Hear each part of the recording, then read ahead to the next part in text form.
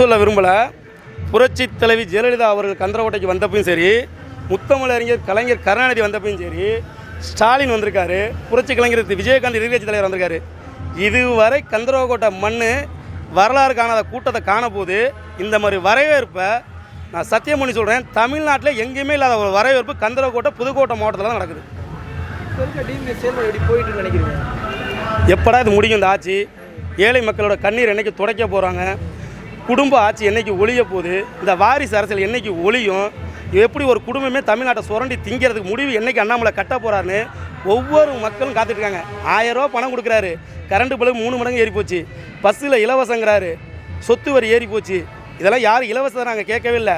இன்றைக்கி நீங்கள் 1000 ரூபா கொடுக்குறீங்க, 1000 கோடி ரூபா, அந்த பணம் எங்கே போகுது? ஒயின் ஷாப்புக்கு தான் போகுது. நாங்கள் என்ன சொல்கிறோம், நீங்கள் நீட்டுக்கு நீங்கள் இவ்வளோ கையெழுத்து வாங்கி நீட்டை ஒழிக்கிறீங்களா? நாங்கள் 6 கோடி மக்களும் கையெழுத்து போட்டு தரோம், டாஸ்மார்க்கை ஒழிங்க.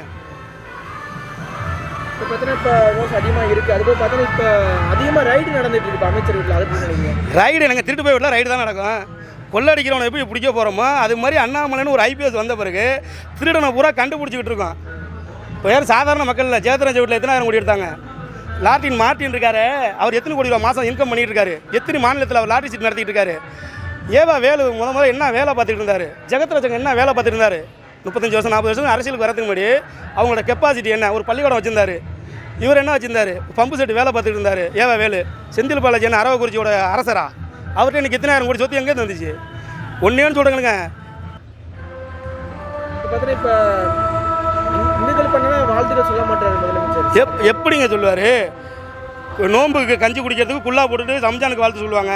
ஏன்னா அது கடவுள் இல்லை, அதை வந்து பேசினா ஓட்டு போட மாட்டாங்க அந்த மக்கள். அதே மாதிரி கஞ்சி குடிக்கிறதுக்கு கிறிஸ்மஸுக்கு வாழ்த்து சொல்லுவார், கேக்கு திங்கிறதுக்கு, இல்லைனா அவன் ஓட்டு போட மாட்டான். ஆனால் இந்துங்கிறவன் முட்டா பையா, இந்துங்கிறவன் முட்டாள். எவன் செருப்பால் அடித்தாலும் வாங்கிட்டு இவன் திமுக அண்ணா திமுகன்னு போட்டுக்கிட்டே இவன் பழகி போயிட்டான். கடவுளை கும்பிடுவான், குலதெய்வத்தை கும்பிடுவான், சாமி இருக்குமான், பழனிக்கு போவான், திருச்செந்தூர் போவான், திருப்பதி போவான், ஊராக போய் மொட்டை அடிப்பான். ஆனால் இந்து கடவுள் இல்லைன்னு மட்டும் கேவலம் பேசுவான். இந்த கீவீரம்னு ஓசி ஒருத்தர் இருக்கார், தாலி இருக்கிற போராட்டம் வைப்பார். அவர் பொண்டாடி எத்தனை பவுனில் தாலி போட்டுருக்குன்னு தெரியுமா?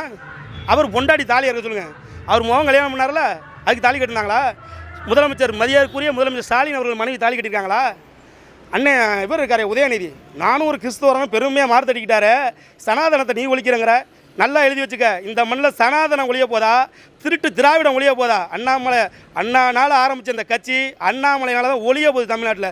இவங்க என்னைக்கு இந்து மதத்தை கேவலப்படுத்த இன்றைக்கி பிஜேபி வளர்கிறதுக்கு காரணமே திமுகவும் இந்து எதிர்ப்பு கொள்கையும் தான். நீட் தேர்வு ஏன் காங்கிரஸ் கொண்டு வந்தப்போ திமுக எங்கே பண்ணுச்சு? ஸ்டாலின் எங்கே பண்ணார்? இன்றைக்கி கார்த்திக் சிதம்பரத்தை அம்மா இருக்காங்களே, நளினி சிதம்பரம், அவங்கள சொல்லுங்கள். அவங்க நீட் தேர்வு வேணும்னா காங்கிரஸ் விட்டு வெளில வாங்க. நீட் தேர்வு எதுக்கு வேணாம்? இன்றைக்கி வந்து ஒரு சுத்தம் பண்ணுற சுகாதார பணியாளர் பிள்ளையிலேருந்து இன்றைக்கி வறுமை கோட்டை கீழே உள்ள எல்லாம் வந்துட்டுருக்கான். நீங்களாம் ஒரு டாக்டர் சீட்டுக்கு ஒவ்வொரு கோடி ரூபா பணம் வாங்கிட்டு டாக்டர் போகணும், எம்எல்ஏ போகணும், அமைச்சர் போகணும், டாக்டர் ஆனீங்கல்ல. இன்றைக்கி திறமை வந்து ஆங்க பார்ப்போம். இன்றைக்கி எத்தனை மத்திய அமைச்சர் பிள்ளையாக இருக்கட்டும், இல்லை பிரதமராக இருக்கட்டும், மோடியாக இருக்கட்டும், யாராக இருந்தாலும் எந்த குடும்பத்திலேருந்து யார் வந்தாலும் சரி நீட் தேர்வு எழுதிவாங்க. இப்போ பாருங்கள், ஏழை பிள்ளை எத்தனை பேர் வந்திருக்கான், பணக்கார. நான் என்ன கேட்குறேன், படிக்கிறவனுக்கு நீட் தேர்வுக்கான விளக்கத்தை கொடு, அதுக்கான கோச்சிங் கொடுக்க துப்பு இல்லாத எதுக்கு? அப்புறம் எதுக்கு ஆசிரியர்? அப்புறம் எதுக்கு அதுக்கு ஒரு துறை அமைச்சர்? பள்ளிக்கூடத்துக்கு எதுக்கு அமைச்சர்? அவரோட வேலை என்னங்க? நீட் தேர்வு ஒன்று வருதுன்னா அந்த நீட் தேர்வுக்கு என்னென்ன வழிமுறைகளுக்கு சொல்லிக் கொடு. என்னங்க இந்தியாவில் இத்தனை மாநிலம் இருக்கும்போது நீ மட்டும் ஏன் குத்திக்கிற? ஏன்னா நீ மட்டும்தான் திமுக காரணம், அண்ணா திமுக காரணம் மெடிக்கல் காலேஜ் வச்சுருக்க. உங்களுக்கு சீட்டுக்கு 1 கோடி ரூபா 2 கோடி ரூபா வாங்கிட்டு இருந்தீங்க, இப்போ குத்திக்கிட்டு சாவுறீங்க. நான் ஒன்று சொல்கிறேங்க, படிக்கிற பிள்ளை எப்படி இருந்தாலும் படித்து வரும். நீட் தேர்வு தமிழ்நாட்டுக்கு அவசியம் வேணும். இன்றைக்கி இந்தியாவிலே முதல் மாநிலத்துக்கு யார் வந்திருக்கா? நீட்டில் யார் வந்திருக்கா? தமிழக மாநிலம் தான் வந்திருக்கான். அதனால் இவங்களோட போலி அரசியலுக்கும் இவங்களோட வருமானத்துக்கும் தான் இந்த நீட் தேர்வை ஒழிக்கணுங்கிறாங்க. இனி சொல்கிறேன், நீட் தேர்வை ஸ்டாலினும் பிரதம மந்திரியும் கிடையாது, சாவர கால வரைக்கும் அந்த கோட்டை பக்கம் கூட போக முடியாது. நான் இன்றைக்கி சொல்கிறேன் கேட்டுங்க, நீட் தேர்வை எந்த கொம்பனாலையும் எடுக்க முடியாது. ஊழல் இல்லாத 9 வருஷம் ஆட்சி சாதனைங்க. ஊழல் இல்லாத எங்கள் மோடியோட 9 ஆண்டு கால சாதனை போதும். ராசா தெரியுங்களா? எத்தனை வருஷம் இருந்தார்? அம்மா கனிமொழியோட அம்மா திகாரில் நாங்கள் எதுக்கு போயிருந்தாங்க? சுதந்திர போராட்டத்துக்காக போயிருந்தாங்களா? திமுக எத்தனை பேர் போயிருந்தாங்க ஊழலில்? எத்தனை அமைச்சர் மேலே ஊழல் குற்றச்சாட்டு இருக்குது? இப்போ 9 வருஷம் ஆகுது, எந்த மத்திய அமைச்சர் மேலே ஒரு குற்றச்சாட்டு சொல்லுங்க வைப்போம். இன்றைக்கி திமுக வந்த பிறகு பிடிஆர் பழனிவேல் தெரியுங்களா? நிதியமைச்சர் என்ன சொன்னார்?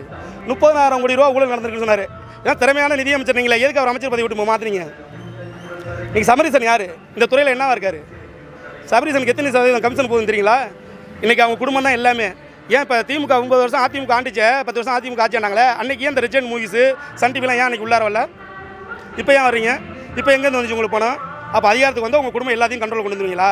சினிமா இந்த நிலம் விற்பனை பண்ணுறீங்களே, என்ன அது நிலத்து ஜி ஸ்கொயரு, அதில் எத்தனாயிரம் கோடி கூட நடந்துக்கிட்டு இருக்கு.